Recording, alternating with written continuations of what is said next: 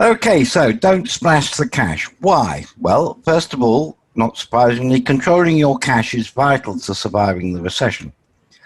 You should watch it daily. Again, not collecting debts can result in your business failing, and that's often the case. Are you using your credit card to help manage your cash flow? That's what it is. It's basically an overdraft facility, so why not use it? And have you applied for a bounce back loan? Or are you eligible for a COVID-19 loan? And if relevant, did you claim your local authority grant or grants? Many businesses got the original 10 or the 25, but most local authorities then subsequently did I'm trying to think the technical word, but anyway, they did an additional grant where you put in an application and you had to say why you thought you were entitled. Discretionary grant. Discretionary grant, that's it, thanks. And strangely enough, the uptake on that seems to have been 100%. What is mad is that the local authority grant, the 10 and 25,000s, have not been taken up fully. In Elmbridge, I'm delighted to say that 95% was taken up. In Croydon, only 60% was taken up. And in Gatwick, about 58%. So it would seem that there is money there, and I don't understand why people aren't grabbing it. So bear that in mind. And if you're self-employed, were you eligible for the self-employment support? Now, please note, just because you got a letter saying we think you're entitled to this doesn't mean that you should have it. The Revenue sent out letters to all the self-employed people saying, or should have been sending it to all the self-employed people saying, we think you might be eligible. What they didn't tell them, and this didn't come until later, was when they did a statutory instrument which said that anybody whose income was not materially reduced, the Revenue would reserve the right to claw back that support. There have been 2 lots of support, and there is now a 3rd one about to be done by the Revenue for self-employed. But again, please only do it if your income is down and you can show it's down, because if your income is as it was, and certainly people we've got as clients who are in the building trade, their income is as it was, don't claim it because it'll get clawed back. But again, some of the hairdressers, the beauty salons that we have, those have all been faced with a situation that they've not been able to earn. So they are entitled to grab that money. So how should you look after the cash? Review all your expenses. Are they relevant? Now you may say, well, that's daft. We will do that. Well, I doubt it. Interestingly enough, because we merged with another firm, we have literally been going through our expenses with a fine-tooth comb. And it is surprising what we've discovered, that we, like many other firms, have ended up paying that we weren't even realizing. We've done something 8 years ago and thought it was a one-off, and we suddenly discovered that we've been paying for it ever since. So again, question, review them. Are you marketing your business? I don't know if you remember the Kellogg's advert that showed the football bouncing up and down, and it said we're coming into a recession. You saw the hand continuing and the ball disappears. And Kellogg's comment was, doesn't matter what the recession is, we're still here. So the thing here is that if you are constantly telling people you're there, they will remember you, especially in a recession. But equally important, if you do marketing, do you monitor the success of each type of that you're marketing and your return on expenditure? Or are you just pouring money into the ether in the hopes that it's getting you a return? Equally, have you questioned your suppliers' costs, your utility costs, or your stationery costs? Now, I'm not suggesting that you do a Tesco's or a Marks and Spencer's, but nonetheless, it's worth looking at. And when I say costs, I'm not just thinking of the cost, because the other thing is the terms. Are you getting more time to pay? Are you even aware of your supplier's terms? It's quite often when I'm talking to clients now, they often don't realize what their supplier's terms are. And equally important, are you controlling when your customers pay you? Doing COVID-19 applications, it's interesting. I sit down with clients and they say, oh, don't understand the cash flow. That doesn't make sense. And you say, why? Why? Well, our terms are 30 days. Yes, I know your terms are 30 days, but I'm not aware of any of your customers paying you in under 60 days. And you sit down with them and you show them and they say, oh, I didn't realize. So again, are you controlling your credit terms? And have you reviewed your credit terms? Did you claim furlough payments from HMRC? Were you eligible? And if so, did you correctly claim them? And equally important, can you get paid by your customers via credit card, Go Cardless, or WorldPay? All of these costs have now materially reduced, and we certainly started doing that way back in March.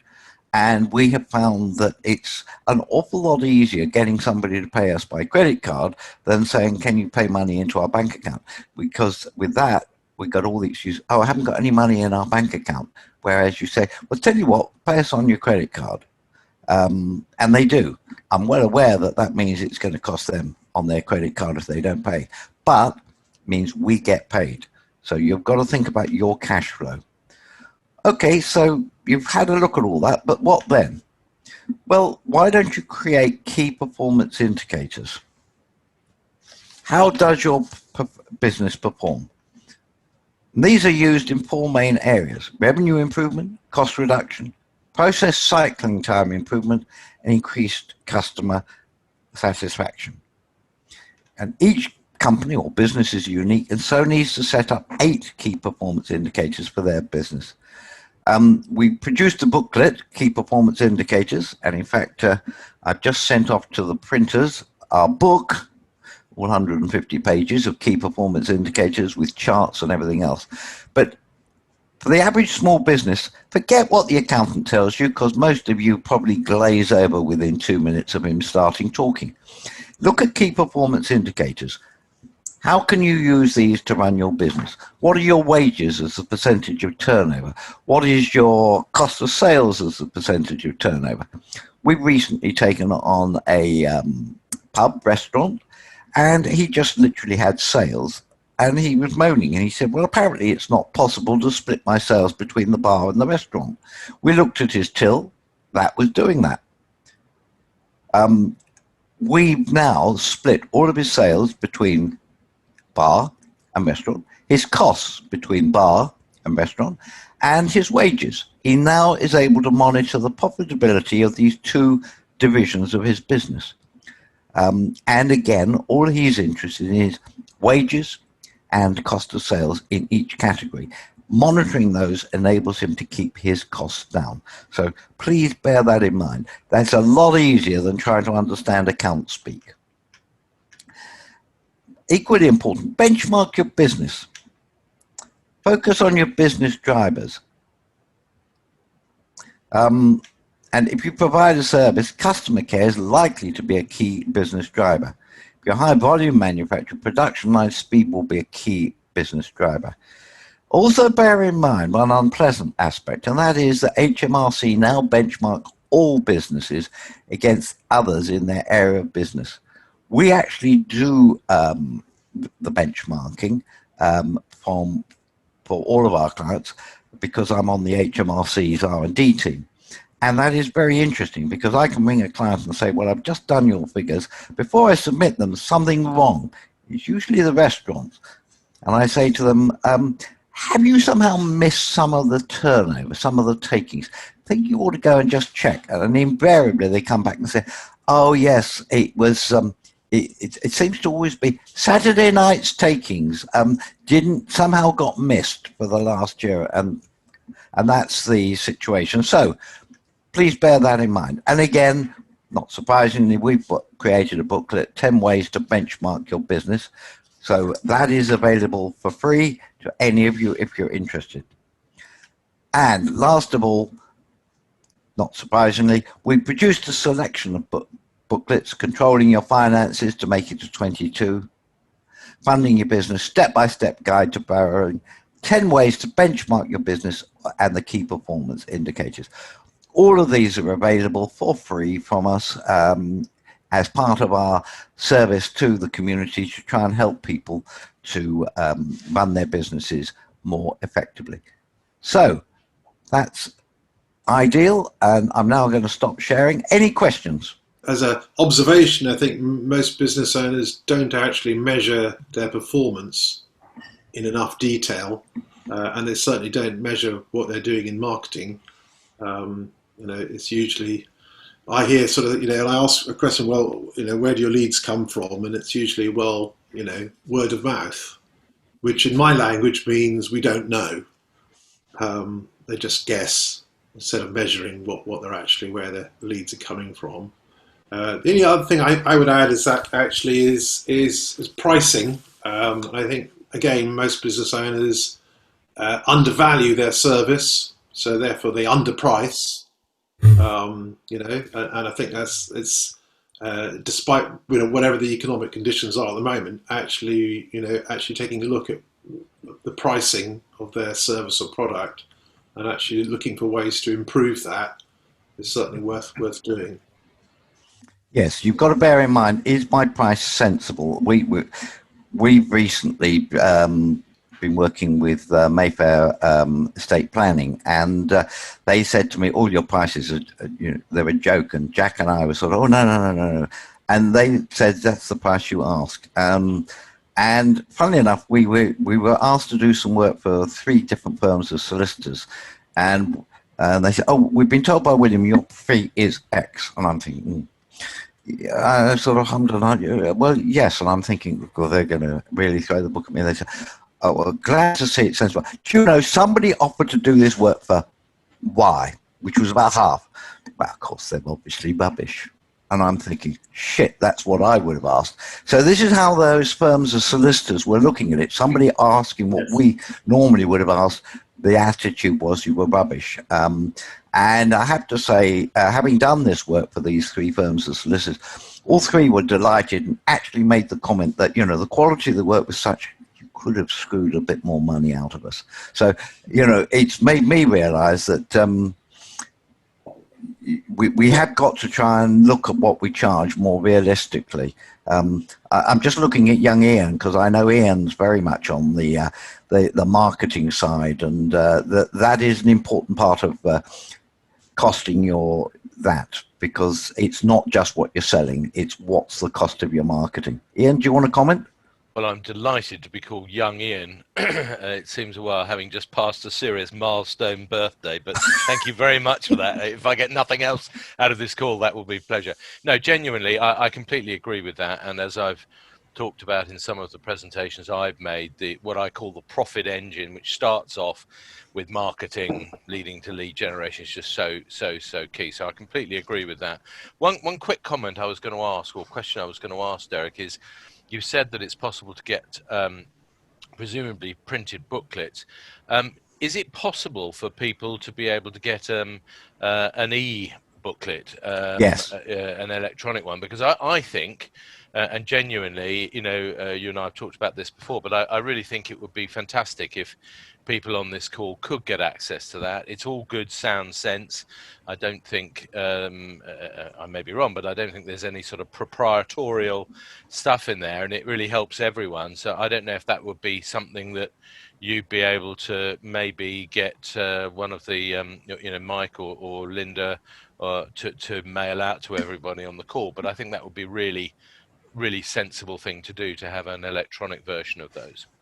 Yeah, no, that's not a problem. Funnily enough, I'm talking to Manpower, and with 1 or 2 minor changes, they are looking to be using some of these booklets, because they are concerned, as we are, about how do we help people get businesses off the ground and make sure that they succeed, because we're going to have millions of people trying to set up businesses who've never had any experience, and they need their hands being held.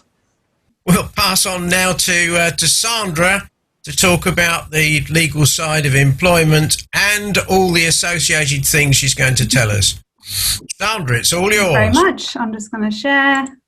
Okay, that's good. Okay, so obviously the things top of mind are the job support scheme that was announced by Rishi Sunak last week.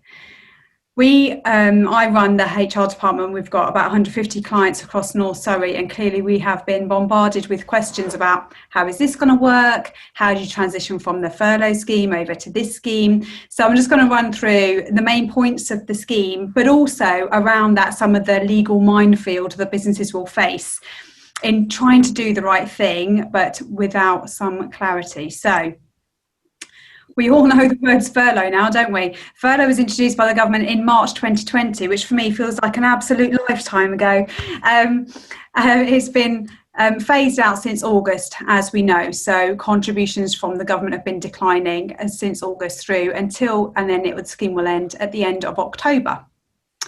That's obviously important for businesses, keeping in mind those that remain on furlough, because they may need to start consultation around redundancy if they don't feel that there is going to be a job for them after the 31st of October. So there's a lot for businesses, I think, to think about. One, in making sure that they are starting to consult at the right time to make sure that they fulfill their rights of consultation. But also, before people skip over from furlough into a new scheme, absolutely have to make sure that they've wrapped up all of the documentation around furlough. So we've already started getting claims from some of pay-as-you-go clients where people have said that they were unfairly selected for furlough and therefore receiving 80% of their salary rather than 100%, and they're claiming that that was discrimination. They were chosen because they were the only woman, they were chosen because of this, they were chosen because of that. So I'm really trying to make sure that employers, and right before they forget and before furlough becomes history quite quickly, make sure to document the reasons why you put people on furlough, make sure that the agreements with each individual are in writing and that they have been accepted, and you've got to keep them on file for 5 years. So I'm worried that some businesses aren't going to have just kind of tied that up properly and it's going to come back and bite them on the bum. So getting the end of furlough done properly is important. What next then? A whole new language for us to learn. So Rishi obviously announced a new job support scheme on the 24th of September last week. And this is obviously an attempt to prevent mass redundancies, which we were all very fearful of at the end of October. Now, I have spent 6 months, unfortunately, making many people redundant. So we already feel the gravity of that, but we're sure there are many more to come. So this is obviously an additional support to try and help businesses be able to cover some of the contribution where people aren't working 100% of their hours. So it's intended to protect viable jobs. This is an interesting phrase because we don't have much clarity yet on what viable means and how they're going to test that. So watch this space as soon as we know more about how they're going to deem jobs viable or not, then we'll come back and let you know. So it'll run for 6 months, so from the 1st of November through to early next year. And we'll be getting more details over the coming weeks for sure about how it's going to work. So employers who are eligible. So you have to be a UK-based business with a UK bank account and PAYE account. You don't need to have previously accessed the coronavirus job retention scheme. We're being asked that a lot. So people are thinking, can they only use the job support scheme if they've already put through furlough claims? No, completely separate. So you can, if some businesses are feeling that they don't have enough income to be able to offer people 100% of their hours, they can just use this in isolation for the next 6 months, which is good news, hopefully, because it's less restrictive. It's aimed at SMEs. Large businesses will need to undergo a financial assessment test, which SMEs won't. So the larger companies are going to have to demonstrate a negative downturn of business because of COVID. That isn't going to be true of SMEs. So SMEs will be able to claim this without having the need to kind of prove a detriment to their income. So hopefully that means that's less paperwork for everybody to do in the SME market. So that's good news. Okay, the employees who are eligible. Now this tripped people up a little bit in the furlough scheme when they suddenly said, but you have to have been on payroll at a certain date.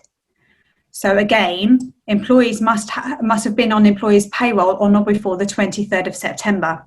Now, what we found when we went into the world of furlough was some people were saying, well, they were on payroll or we'd given them an offer, they'd accepted a contract, before the date in March. However, for this, they have to have had an RTI submission go through to the HMRC, as in you need to have run a payroll for them before the 23rd of September, i.e. the date of the announcement. So that confused people with furlough. So it's just important that people know who could potentially qualify for the job support scheme and who wouldn't. So they need to have had a payroll run before the 23rd of September. Employees must work at least 33% of their normal hours. And at the end, I'm going to give you an example of how it will work in practice and how the calculations work across different levels of working. But in theory, they've got to be working a third of their contractual hours. This threshold will be reviewed after 3 months. So the fact that the government have put that statement in there means that it's very possible that after 3 months they say actually people need to have worked 50% of their hours, 60% of their hours, whatever it might be. So this is a placeholder for now. So for the first 3 months they need to have worked a third, but in 3 months then we're going to find out if that threshold is going to change. So again, watch this space. Employees will be able to cycle on and off the scheme. So hopefully this is good news. It's not once you're on, and then when you're off, and that's it. During the month, they may be that they might be in it 1 month, but not the next month. So hopefully that means it's going to be as flexible to genuinely support the needs of the business at the time and not being too tied into a particular arrangement. They don't have to work the same pattern each month. Just within a month, each short time working arrangement. So it might be they're going to do 3 days a week, 1 week, and then 4 days a week the next week. As long as they're doing it for a 7 day period within the month, then that's okay. So there is flexibility within a month to move how many hours a week they're working to suit the needs of the business. However, we have to make sure that those arrangements are put in writing. So it's just trying to make sure the businesses are thinking through genuinely the needs of the business. How do they match the hours that people are working, but making sure that they write that up so that there's no misunderstandings about what hours they're working and what's being claimed. So bit of paperwork to do there, but hopefully the flexibility will be appreciated by small businesses. We shall see. So what's reimbursed? Okay. Have we all had caffeine? Because I haven't.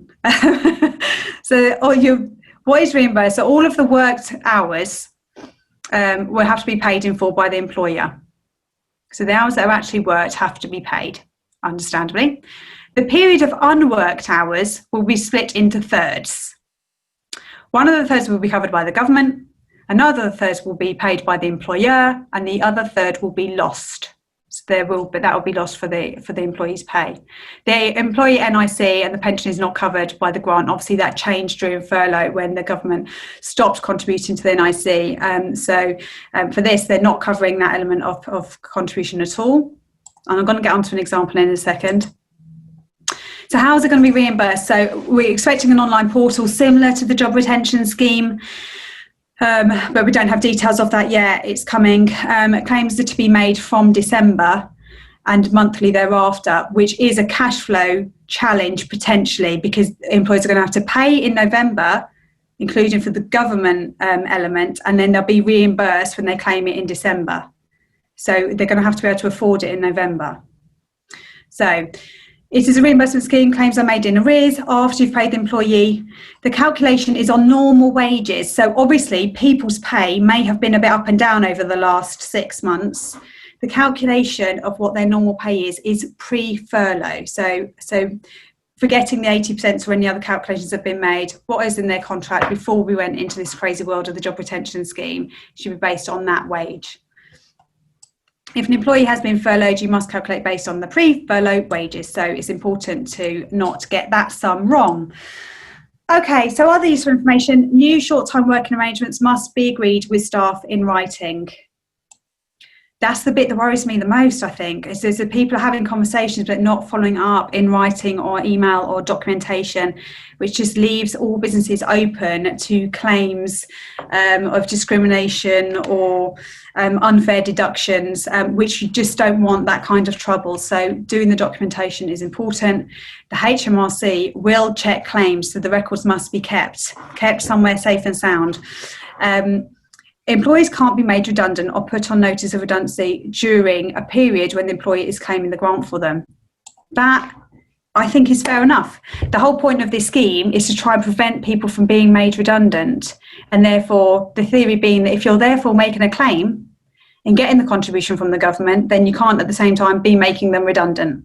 So employees need to be really careful. If you're claiming for January for the job support scheme, they can't start consulting with them about potential redundancy during that time. So we need to be very mindful of the decisions they're making and the timing of claim periods versus consultation if unfortunately they do end up restructuring. Okay. So here's an example for you. Jane. Jane normally works 5 days a week, earning £350. The employer reduces Jane's hours to 2 days per week, which is 40% of her normal hours. The employer therefore pays £140 for the 2 days that she works, of course. The 3 days that Jane isn't working totals £210 in wages. Rather than lose the full amount, Jane will receive £140 of this amount, the 2/3. The government reimbursed £70, so the government reimbursed the third. The employer covers a third of those unworked hours, and Jane loses the other third. So there'll be a detriment. Yeah, so what we're going to have to do is work with each of our clients to make sure they're understanding and being very clear and explicit on what the arrangements are per week, so they know exactly what they should be claiming, exactly what reimbursement they're going to get, and exactly what's going to be lost, and that the employee understands that in advance. There's this very lovely table which I can send out to everyone. Obviously I can circulate these slides, but it just explains on different working arrangements exactly what the reimbursements and what the employer costs are going to be. I think this is really helpful. I met with a business yesterday, a recruitment business that are thinking about their options of how they're going to restructure or afford the next 6 months because business has been dire for them. And they were looking at doing 50% of hours worked, and therefore what were the costs going to be to them. So last night he was modelling all of the costs for his business based on people working 50% of their hours and what that would mean and how much time that buys them, whether they can recover or not. So I can send these details round. That is the job support scheme. It's going to be our language for the next 6 months. So it's an interesting approach. I think it's not going to fit perfectly for everybody, but it does have elements of flexibility. But still, lots of information still to come, as always. We don't know what the portal's going to be yet. And there's things about viable jobs and things which we're still waiting for clarification. Any questions?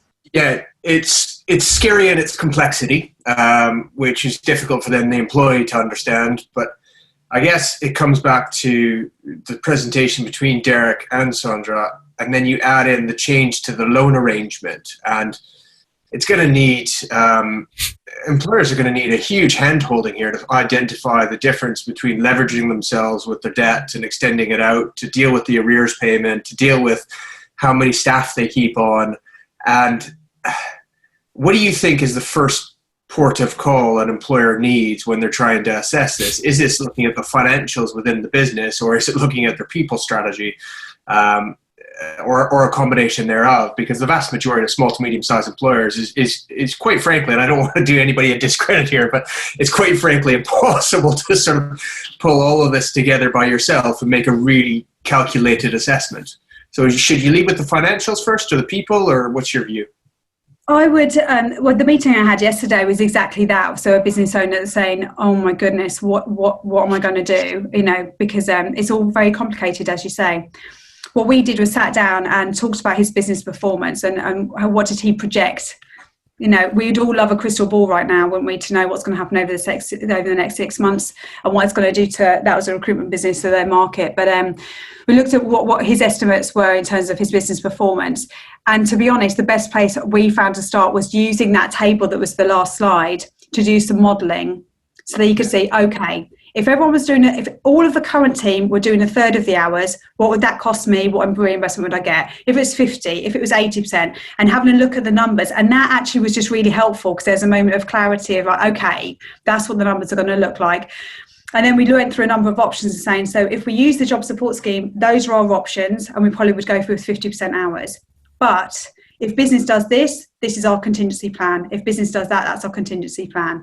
And yeah, that did include terminations, it included redundancies, it included considering short-time working, it also included really stripping out benefits, which I know is a horrible thing to have to consider, but we're looking at where could he find immediate cost savings, because he was currently matching contributions for pensions at 5%, which isn't statutory. He had PMI, which wasn't statutory. He had 25 days holiday, which wasn't statutory. So some things we were saying as part of consultation, we're going to look at job support scheme, and we're going to look at scaling down some of the benefits in an attempt to mitigate against redundancy, because that is the preferred option. So that is our strategy 1. The strategy 2 looks at consultation. We considered whether we should opt for voluntary redundancy as an option, which wasn't right for him, because unfortunately it's likely that the wrong people might go, and that's going to have a detriment to his business.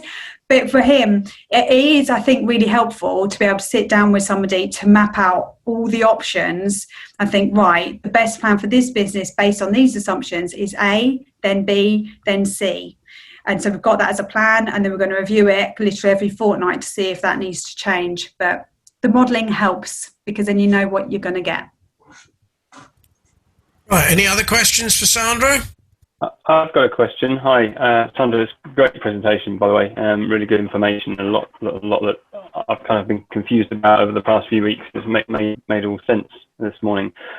One question: I work with a company who've got staff currently on furlough, but if they are getting to a point now, potentially at the end of October, where they've got to make a decision of whether they make them redundant or not, obviously if they only start the redundancy consultation at the end of October, does that mean that the staff that are currently furloughed, that they're currently only paying a percentage of wages to, would then jump back to 100% wages from the beginning of November for their redundancy period, because they can't be deemed as viable jobs?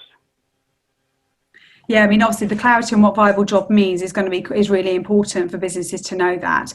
But once the job retention scheme runs out at the end of October, the business is going to have to make a very difficult decision. Do they put people on the job support scheme, which means that prevents them from consulting?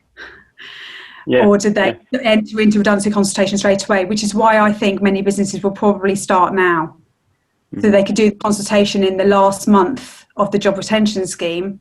They obviously would have to pay, I mean, they can still utilise the job retention team schemes of reimbursement for the wages for October. Contractual notice has to be paid at 100% if they are made redundant.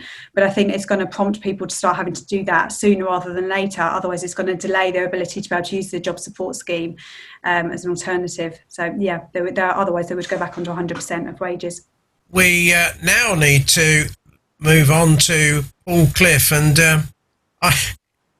originally, we were talking about the mental health of employees and ex-employees or people that have been a casualty of business restructuring, because they might be your future customers.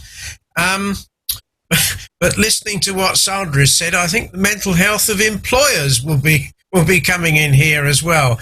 Paul, it's all over to you. So I'm covering the people impact of all of this today, what I would describe as the workforce condition, so how people feel about work, their levels of engagement, motivation and well-being.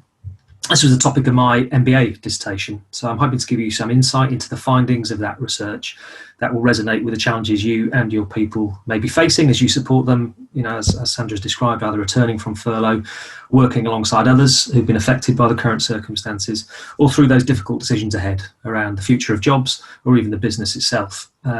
Likewise, I'm hoping to gain some insight into how other organisations see that challenge and what they might be doing about it. So what do I mean by workforce condition? Professor Kerry Cooper, the renowned organisational psychologist, describes our performance at work as a function of our capability, capacity and condition. And we're familiar, aren't we, with a focus on capacity, so how many people do we have, how many hours do they work and how often are they unavailable, and capability, do they have the right skills and the behaviours to do their job effectively. But increasingly we're becoming aware of the importance of the condition of our people. How much of themselves are they able to bring to the workplace? Can they be at their best most of the time? Our levels of motivation, engagement and well-being are critical components of this condition.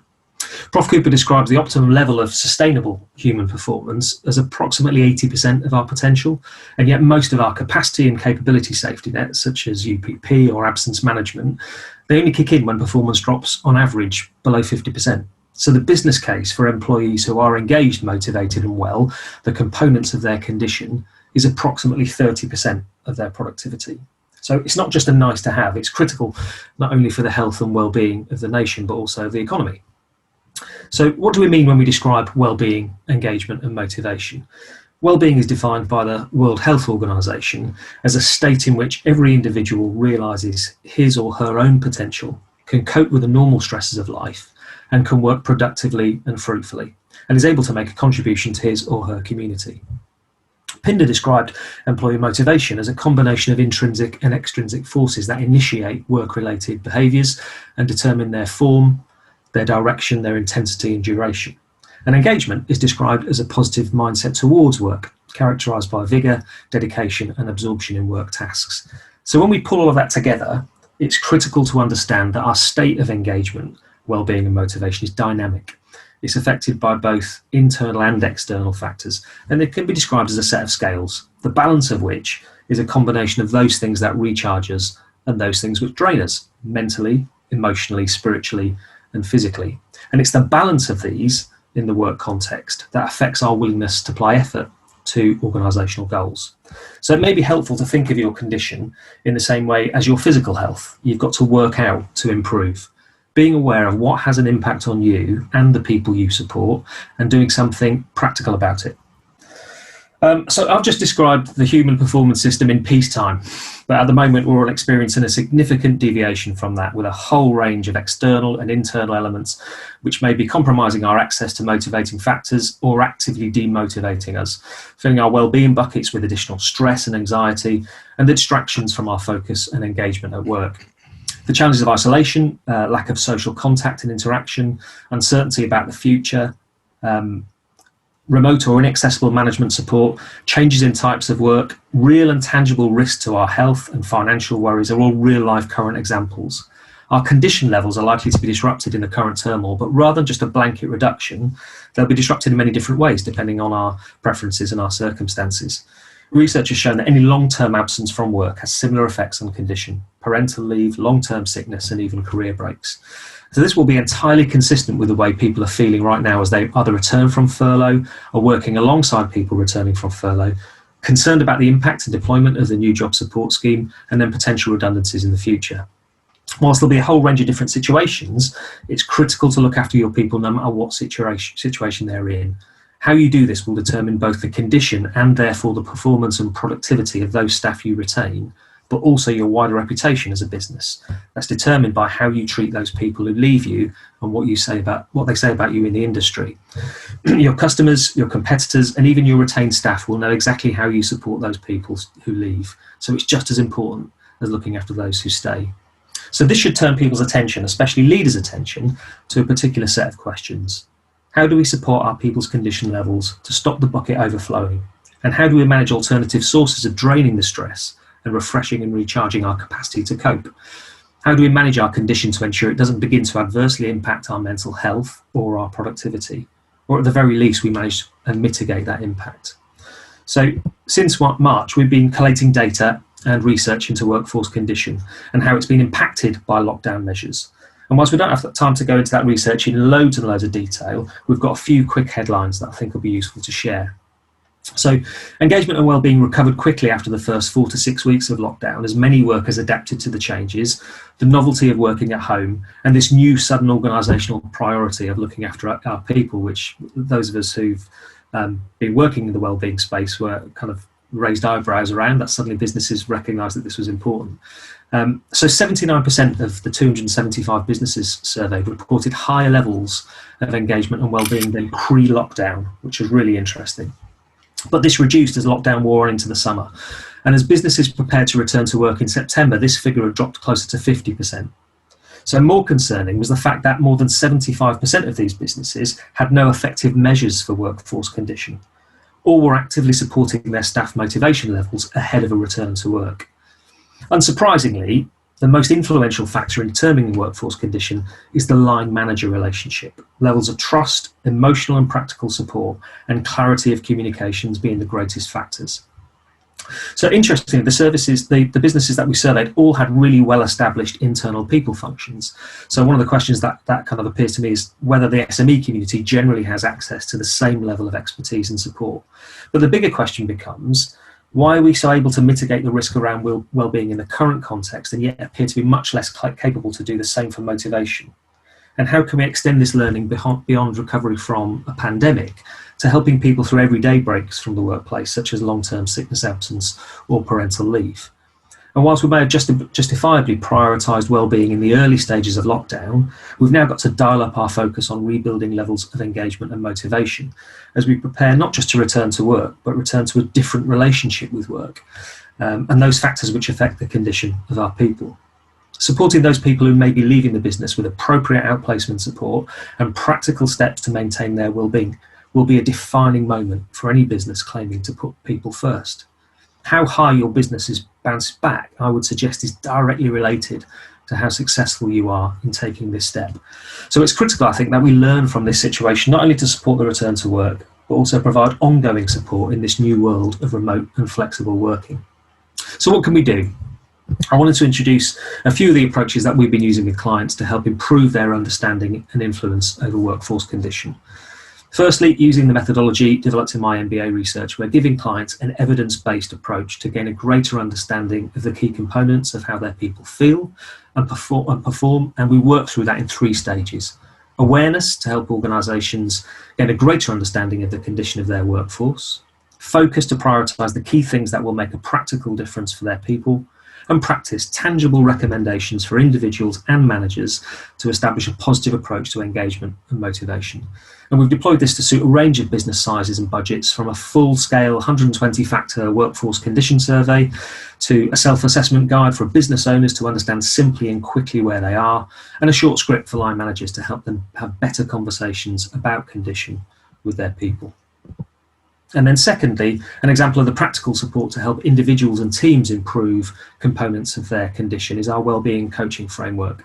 It's an evidence-based approach to gaining a greater understanding of the key components of our wellbeing. And again, we work through that in 3 stages. Awareness, to help people gain a greater understanding of how they're affected. Focus, to prioritise the key things that will make a practical difference for them. And practice, the mental workout I described right at the beginning, establishing a positive mental health and wellbeing approach that works for you. These approaches give organisations and their people a language to help them explain how they feel, a way of prioritising those things that will have the greatest impact on them, and a toolkit to help them do things differently, improving the quality of the conversations we have with line managers, staff and colleagues, as well as helping us develop the most important thing, in my view, individual agency, a sustainable approach where we can help ourselves. So I think that's everything from me, and happy to answer any questions. One of the things that probably we don't do at the interview stage and subsequent training is the line managers to actually consider these factors when they're dealing with their staff. Have you met people that have been fairly unaware of what they should be doing? I would suggest that's the majority of situations where we generally promote people into line management roles based on their technical ability and not their, fundamentally whether they care about people or whether they have those skills to demonstrate that. And helping organisations take that step is one of the kind of core areas of business, I guess. But the challenge often comes around making sure that the business actually prioritises and recognises that change. Derek talked about KPIs. But if the condition of your workforce isn't a KPI for your business, it's unlikely that your line managers are going to aspire to be better people managers.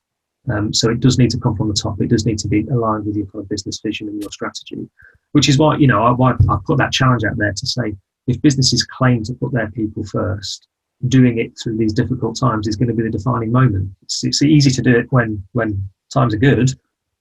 This is the challenge. If we can still look after our people through the next 6 months, that will be the defining moment for those businesses that say we put all our people first all the time. Yeah, I think regular communication is vital. Right, have we got a question there for Paul from somebody else? Yes, Jeff. Yeah, I've got one. I talk a lot to companies around financial well-being, and I always use that as a cornerstone. I think companies have been good with benefits package before of health and well-being, with doing what they can to put stuff in place. But then when I speak to somebody that's an expert like you, actually, it goes far beyond the health and the financial and the mental well-being. There's a whole host of other dynamics, so physical security, everything else. Can you almost run through for the layman on here of what are the other aspects of well-being so they can think about the people, employer, them as an employee, or actually customers they deal with? What are the sort of other aspects of wider well-being in the workplace that need to be factored in beyond just the headlines? Does that make sense?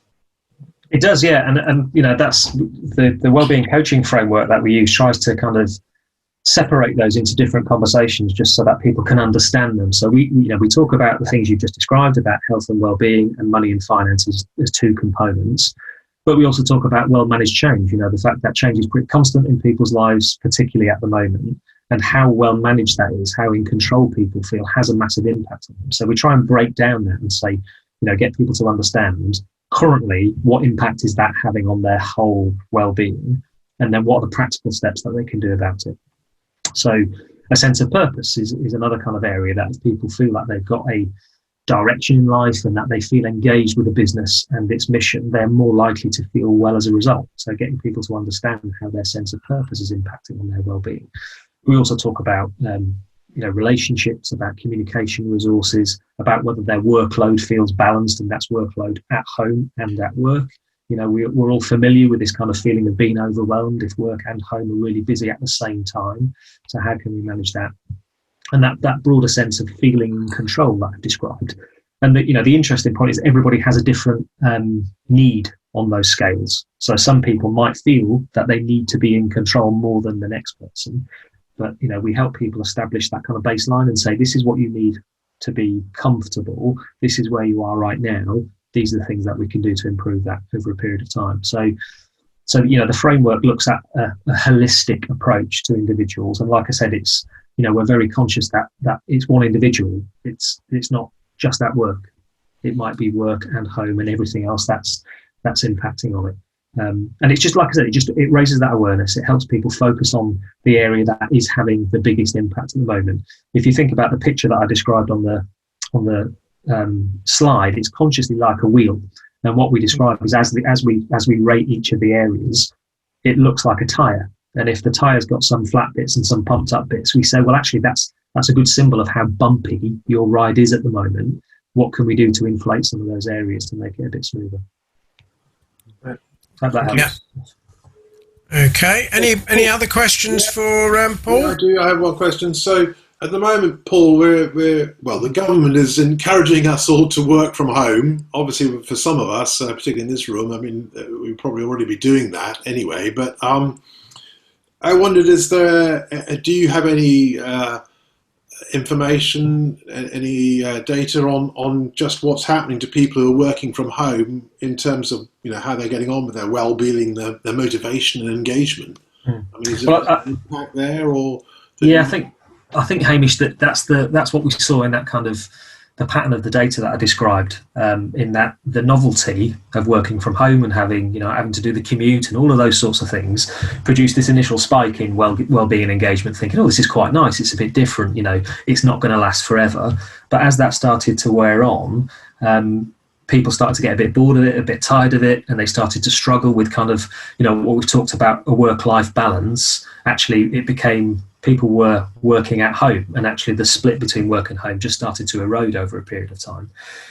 It's important to recognise that every individual is different as well. Somebody who doesn't need as much social interaction is going to cope better in those circumstances than someone who isn't. But fundamentally, we're social animals, and we need interaction, not just to make us feel good, but also to help us be creative and innovative. You know, we bounce ideas off other people. We use other people as sounding boards. So that's I think as time has gone on, that's why we're starting to see this reduction in that initial spike in engagement and well-being, because people are finding it harder as it goes on for a period of time. We all like to be in control and like to have some flexibility, and actually we're being forced into a position where most of the time we're having to work at home and not be in a workplace. I think, you know, there's a lot of narrative out there around this is making organisations sit up and recognise that flexible working is now viable and people can be productive and perform in a flexible working environment. But the critical element there is flexible working is about choice. It's about what's right for you.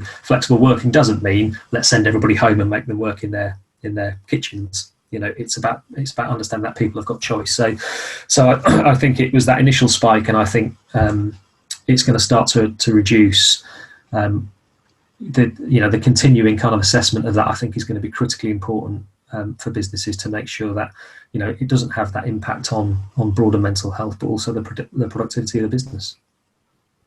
It's interesting you saying that. I was talking, we had a meeting for the Mental Health Network for Surrey, and one of the points that was coming up, I commented on the youngsters up in York who were out partying, you know, at 10 o'clock or gone 10 o'clock. And the point came up that many of these youngsters, they need to socially interact.